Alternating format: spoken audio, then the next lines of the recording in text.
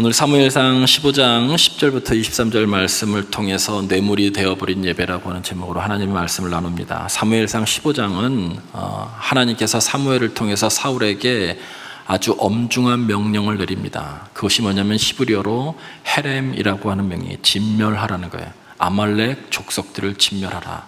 남녀, 노소, 모든 기름진 것 아까워하지 말고 다 진멸하라는 거예요. 사무엘상 15장 3절 말씀에 지금 가서 아말렉을 쳐서 그들의 모든 소유를 남기지 말고 진멸하되 남녀와 소아와 젖먹는 아이와 우양과 낙타와 나귀를 죽이라는 거예요. 진멸이라고 하는 것을 히브리어로 헤렘이라는 건데, 이 진멸이 가장 많이 나오는, 이 진멸이라는 단어가 가장 많이 나오는 곳은 여호수아서입니다. 이스라엘 백성들이 하나님의 새로운 약속의 땅 가나안을 들어갈 때 이미 그 땅에 정착하고 있었던 그 사람들을 진멸하라고 그래요. 지금 우리 사회 속에서 성경을 잘 모르는 사람들은 이것은 말도 안 된다라고 얘기하죠.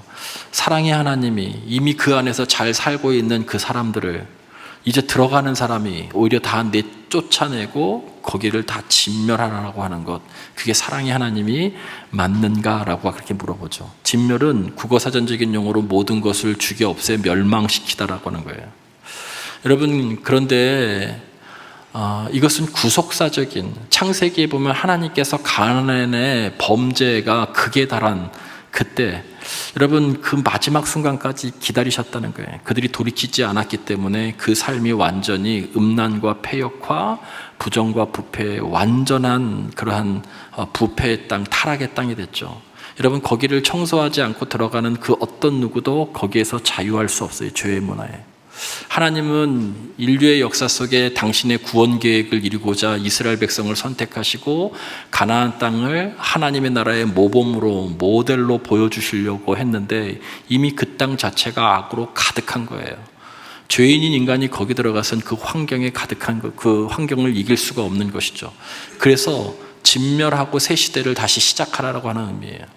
특별히 오늘 여기 성경 가운데에서도 왜 그런데 굳이 이 아말렉을 이렇게 진멸하라고 말씀하셨는가? 헤렘. 여러분, 아말렉은 과거에 출애굽 시대 때 이스라엘 백성들이 힘들고 어려운 노약자들이, 육체가 연약한 자들이 행군의 맨 뒤쪽에서 후미에 처져 있는 그 사람들만 골라서 뒤에 후미를 늘 공격했었던 그 족속이 아말렉 족속이에요. 출애굽기에 나옵니다. 이 아말렉이 얼마나 이 악의적이고 악의 뿌리와 같은 것이었냐면 시편 83편 4절 말씀과 신명기 25장 19절 말씀에 이 아말렉에 대한 말씀이 나와요. 시편 83편 4절 말씀에 그들이 말하기를 가서 그들을 멸하여 다시 나라가 되지 못하게 하여 이스라엘의 이름으로 다시는 기억되지 못하게 하자 하나이다. 시편에도 이 아말렉에 대한 말씀이네요. 나라가 되지 못하게 하고 기억에서 지워버려야 된다는 거예요. 근데 그 이유를 신명기 25장 19절에 명확하게 말씀하고 있어요. 왜 이 아말렉을 진멸해야 되느냐? 그 이유를 신명기 25장 19절에 한 목소리 한번 합독해 봅니다. 시작.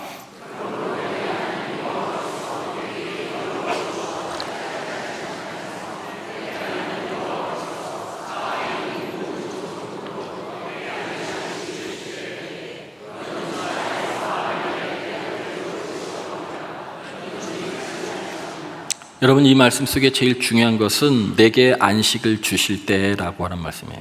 이스라엘 백성들이 가나안에 가서 하나님의 나라를 이루고 참 안식을 이루려면 반드시 선결 조건이 뭐냐면, 여러분, 아말렉을 진멸해야 돼요.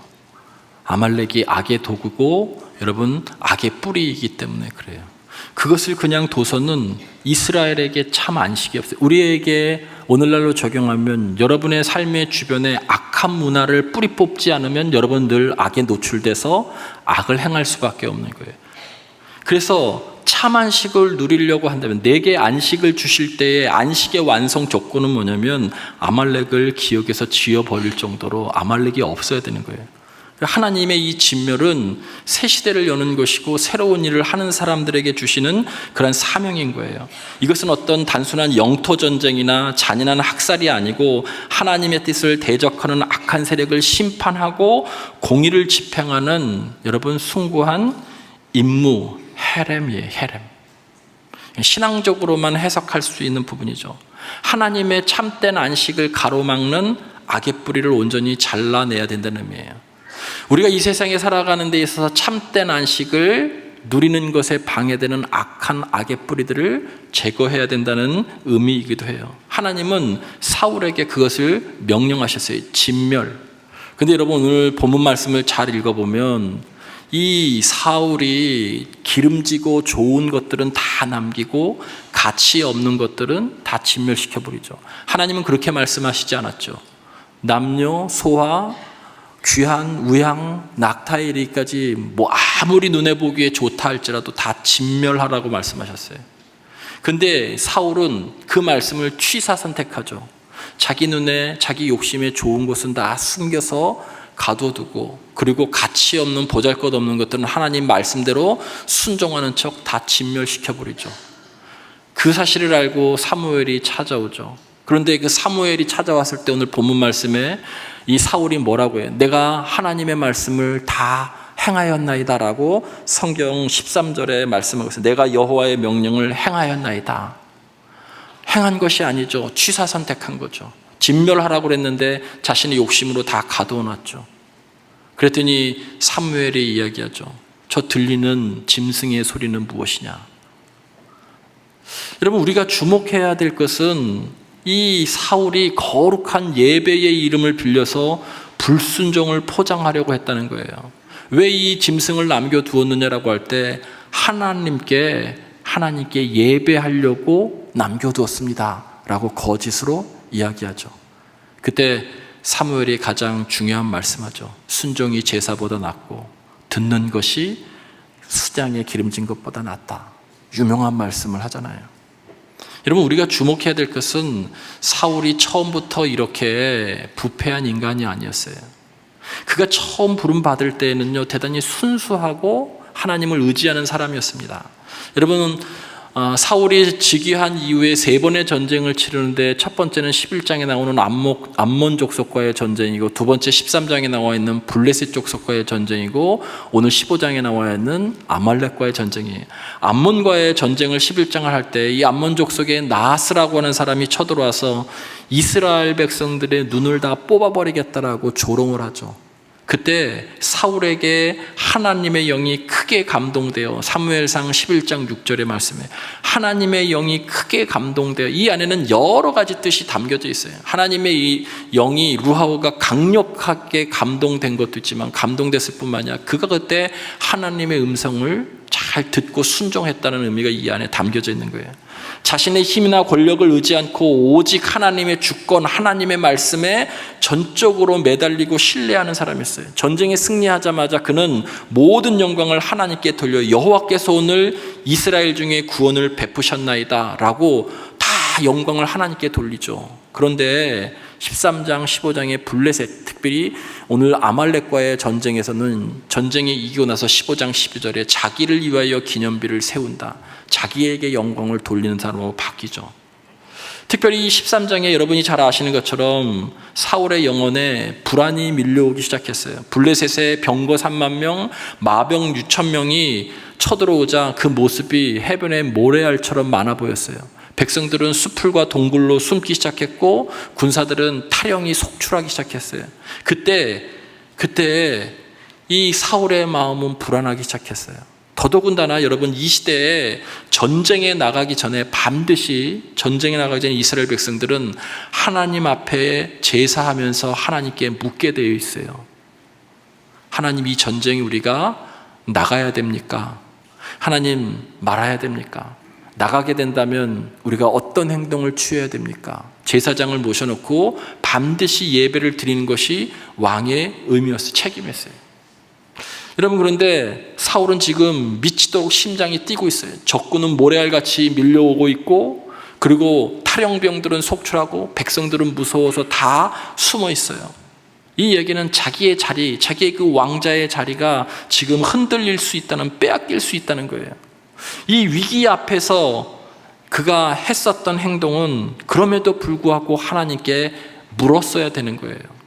그런데 더 안타깝게도 사무엘이 7일이 지나도, 제사를 집례할 제사장인 사무엘이 7일이 지나도 오지 않는 거예요.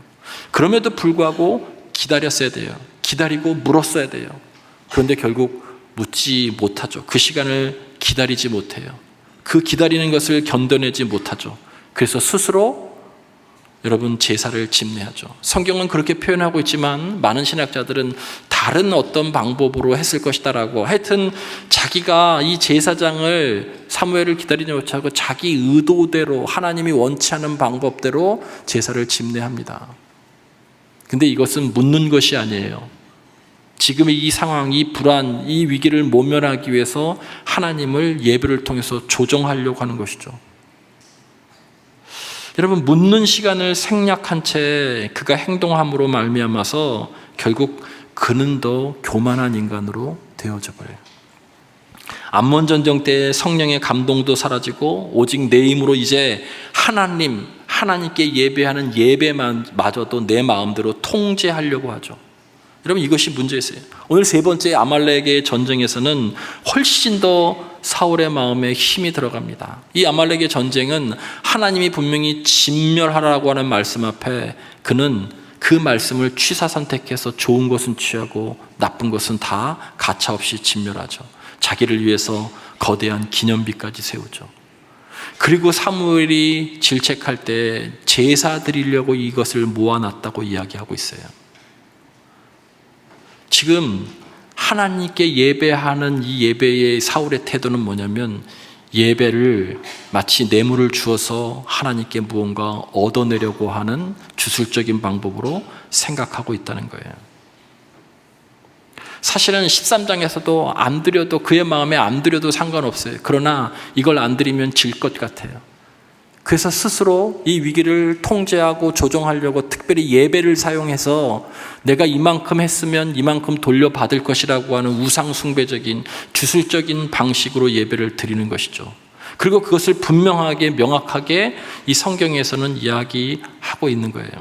여러분, 그 마지막 결론이 뭐냐면 23절인데 왕이 여호와의 말씀을 버렸으므로 여호와도 왕을 버려, 이렇게 말씀하고 있어요. 이 모든 행위를 그냥 한마디로 이렇게 요약해요. 여호와의 말씀을 사울이 버렸다는 거예요. 여러분, 이 버렸다라고 하는 것이 마하스라고 하는 히브리의 뜻이에요. 이 히브리 사람들이 마하스, 버리다라고 하는 단어를 쓸 때는 어떤 걸 연상하냐면 오물, 배설물, 쓰레기를 얘기해요. 하나님의 말씀을 오물, 배설물, 쓰레기로 여기서 세차게 넣어던지는 행위를 여러분 버리다라고 하는 거예요. 하나님의 말씀을 내 기득권과 안정과 욕망을 지키는데 전혀 도움이 안 된다고 판단해서 오물처럼 여겼다는 거예요. 내 기득권과 안정과 욕망에 도움이 되면 그때는 취하는 거죠. 여러분, 그러나 예배는, 하나님의 말씀은 그런 것이 아니에요. 절대자이신 하나님의 말씀을 순종하는 것이 피조물의 의무죠. 그런데 취사 선택하는 거예요. 말씀을 듣지 않는 거예요. 9절 말씀에 사울은 아각과 그의 양과 소와 가장 좋은 것 또는 기름진 것과 어린 양과 모든 좋은 것은 남기고 진멸하기를 즐겨하지 아니하고 가치 없는 것만 진멸했다는 거예요. 취사 선택이죠. 자신의 불순종을 감추기 위해서 여호와께 제사 드리려고 좋은 것을 남겨놨다고 이야기하죠. 다 변명이죠. 여러분, 뇌물의 본질은 내가 이만큼 가치 있는 것을 줄 테니 당신도 내게 무엇을 주어야 됩니다 라고 하는 거예요. 내가 이만큼 무엇을 줄 테니 당신도 내게 무엇을 주어야 됩니다. 이것이 뇌물의 본질이죠. 사울에게 있어서의 예배는 바로 그런 것이었어요. 하나님을 경배의 대상이 아니라 재물 몇 마리로 매수당하는 부패하고 타락한 관료쯤으로 생각했던 것이죠. 여러분, 우리들의 마음속에도 그런 것이 사실이 있습니다. 모든 인간의 종교에는요, 다 뇌물을 주고받는 그런 마음들이 있어요. 그런데 기독교의 예배는 그렇지 않습니다. 기독교 예배는 조건이 없어요. 그분은 창조주이시고 우리는 피조물이에요. 예배는 그분을 높여드리는 거예요. 그분을 경배하는 거예요. 찬양하는 거예요. 창조주로 인정하는 거예요. 우리가 뭐 52주를 주일 성수를 하면 하나님께서 내게 어떻게 해주시겠지라고 하는 그 마음은 지금 사울의 마음과 근본적으로는 같은 거예요. 내가 이렇게 뇌물을 드릴 테니 당신도 내게 무엇을 주십시오. 여러분, 사무엘상 4장의 법궤를 들고 전쟁터에 나갔던 그 사건과 정확하게 일치하는 것이죠. 한마디로 얘기하면 하나님을 여러분 부리는 거예요. 조종하는 것.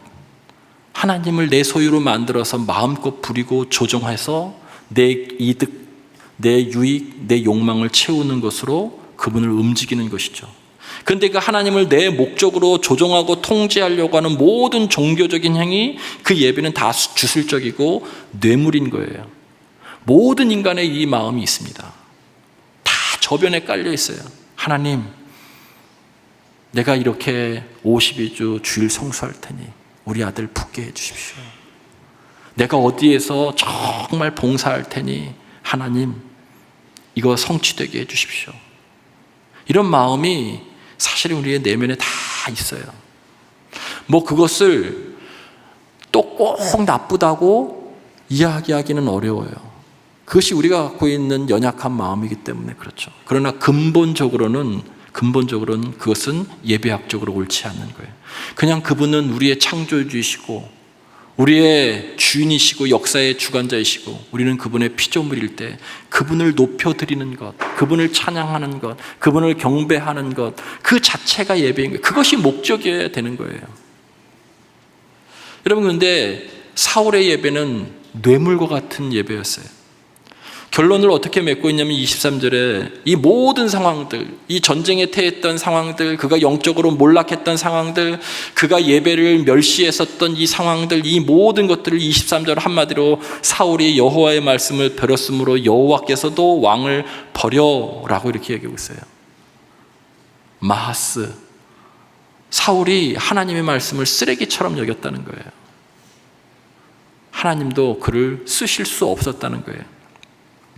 사무엘이 사울에게 옛날 이야기를 하죠. 17절 말씀에 보면 왕이 스스로 작게 여길 그때에 이스라엘 지파의 머리가 되지 아니하셨나이까. 한탄스럽게 얘기하죠. 당신 왜 이렇게 타락했습니까? 당신이 스스로 작게 여길 그때에 이스라엘 지파의 머리가 되고 왕이 되었을 때 그땐 그러지 않았습니다는 거예요.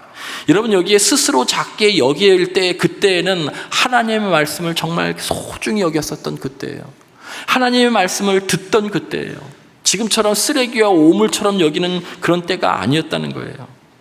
결국 하나님은 이 사울을 폐위시키고 베들레헴 이새의 집에 사무엘을 보내서 새 왕을 찾으시죠. 여러분, 그때 여기에 16장 바로 다음 장이 그건데 기가 막힌 말이 또 나와요. 선지자 사무엘도 용모가 뛰어나고 키가 큰 첫째 엘리압을 보고서 마음이 빼앗겼어요. 하나님이 선택한 다음 왕이 엘리압이 맞구나. 뭘 봤다는 거예요? 용모가 뛰어나고 키가 큰 것. 그래서 여러분 16장 7절 말씀에 그의 용모와 키를 보지 말라. 내가 이미 그를 버렸노라. 버렸노라가 여기 또 나와요. 버렸노라. 근데 이 버렸노라가 앞에 이야기한 것과 똑같은 마하스예요. 어떤 뜻이냐면 엘리압은 지금 이 성경 가운데 보면 어떤 사건을 설명하고 있지 않아서 이의 삶이, 이의 어떤 이야기들이 나오지 않아요. 근데 하나님이 이를 이미 버렸다고 이야기할 때는 어떤 뜻이냐면 이 역시도 하나님 보실 때 그는 하나님의 말씀을 잘 듣지 않는 사람이었던 거예요. 이미 앞에서 설명하고 있어요. 버리다, 마하스라고 하는 단어가 여기 또다시 등장해요. 엘리압을 향해서 내가 이미 버렸다. 사울과 똑같은 거예요. 너도 하나님의 말을 잘 듣지 않는다는 거예요. 여러분, 순종이 제사보다 낫고 그 다음에 뭐라고 표현해요? 듣는 것이 순양의 기름보다 나으니라고 얘기하잖아요. 듣는 것이 그만큼 중요한 거예요. 사무엘의 뜻이 뭐라고 그랬어요? 하나님께서 들으셨다는 거예요. 한나의 기도를 들으셨다는 거예요. 하나님께서 사무엘을 처음 부를 때 사무엘아 할 때 주여 내가 여기 있나이다, 내가 듣겠나이다 라고 대답해요. 그러니까 하나님이 찾으시는 사람, 하나님이 중심을 보시는 사람은 뭐냐면 당신의 말을 듣는 사람을 찾고 그 말씀에 순종하는 사람을 하나님이 들어 쓰신다는 거예요. 하나님의 말씀을 쓰레기처럼 오물처럼 가치 없이 여기는 사람은 하나님이 결코 들어 쓰시지 않아요. 그러니까 하나님의 말씀은 하나도 지키지 않으면서 예배를 드리거나 뭘 함으로 통해서 우리의 내면에 있는 기저에 있는 잘되기를 원하는 그 마음들, 그건 다 기복적이라는 거예요. 주술적인 거고, 그건 우상숭배적인 기독교적인 것이 아니라는 거예요. 여기서 정말 중요한 사무엘상에서 계속 반복하고 있는 것은 듣는 거예요. 듣는 것. 여러분, 듣는 것이 하나님을 높여드리는 거예요. 예배 시간에 하나님의 말씀을 듣고 순종하는 것이, 여러분, 그것이 하나님을 하나님되게 인정하는 거예요. 집에서 아버지의 얘기를 잘 듣는 것, 그 자녀는 아버지를 존중하고 권위를 인정하는 거예요. 하나님의 되심을 우리가 인정하는 것은 잘 듣는 거예요. 하나님은 그 사람을 찾으시고 그 사람을 통해서 하나님이 일하시는 거예요. 저는 설교를 어제까지 준비하면서 적용으로 이 생각을 해봤어요.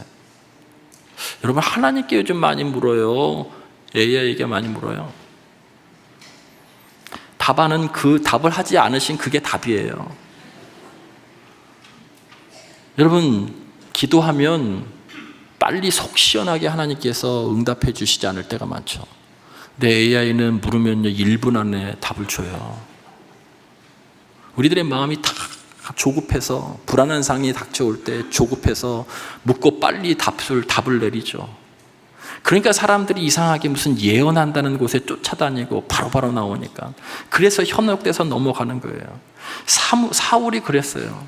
상황은 어려워지고 적군들은 밀려오는데 사무엘은 나타나지 않고, 이 가운데에서 그럼에도 불구하고 기다리고 하나님 앞에 물어야 되는데 그 일을 하지 않죠. 도대체 어디에다가 묻고 있나요, 우리는? 여러분, 그냥 우리의 일상 24시간 중에 시간을 제외하고 난 다음에 성경을 펴서 묵상하거나 기도하는 경건 시간은 몇 시간, 몇 분, 얼마 되시고, 핸드폰을 열어놓고 우리가 어떤 어려움이 있을 때 여러분 묻는 그 핸드폰을 들고 있는 시간은 얼마나 되나요? 대비해 보세요. 우리가 어디에다가 묻고 있나요? 저는 AI를 사용하지 말라는 것이 아니에요. 여러분, 과학기술 문명도 하나님께서 주신 것이기 때문에 사용해야 되죠. 그러나 이것을 어떻게 선용하여서 사용하는가가 대단히 중요해요. 그렇지 않으면 대단히 큰 어려움을 만날 수 있어요. 하나님의 말씀은 여전히 살아있고 운동력이 있고 우리의 삶을 움직이는 것인데, 그 하나님의 말씀을 묻고 듣고 순종하는 것은 하지 않고 끊임없이 AI를 통해서 무언가 결정하고 선택하고 행동하고 한다면 그것은 하나님의 말씀을 버리는 것과 같은 것이죠. 하나님께 더 이상 묻지 않는 이 시대에, 예배가 나의 욕망을 성취하려고 하는 뇌물이 되어버린 이 시대에, 여러분, 다시 한번 우리가 이 말씀 속에서 내가 여호와의 말씀을 버렸다라고 하는 이 말씀이 내게 어떻게 적용될 수 있을까? 나의 예배는 진정 하나님의 하나님 되심을 높여드리는 그런 예배일까? 하나님의 하나님 되심을 높여드리는 가장 중요한 증거는 듣는 거예요. 묻는 거예요. 그분이 나의 주권자이시고 나의 창조주이시고 나의 아버지이시고 내 삶을 주관하시는 분이면 그분에게 묻는 거예요. 그리고 음성을 듣는 거예요. 그게 예배예요. 그 예배가 하나님을 높여드리는 거예요. 근데 여러분, 그렇게 하고 계시나요? 오늘 성경은 여러분이 오늘 제가 볼 땐 그걸 묻고 있어요. 사울이 여호와의 말씀을 버렸으므로 여호와께서도 왕을 버려 왕이 되지 못하게 하셨네요. 더 이상 쓰시지 않는다는 거예요. 하나님은 듣는 사람을 쓰십니다. 여러분이 그분 되시기를 주님의 이름으로 간절히 축원드립니다.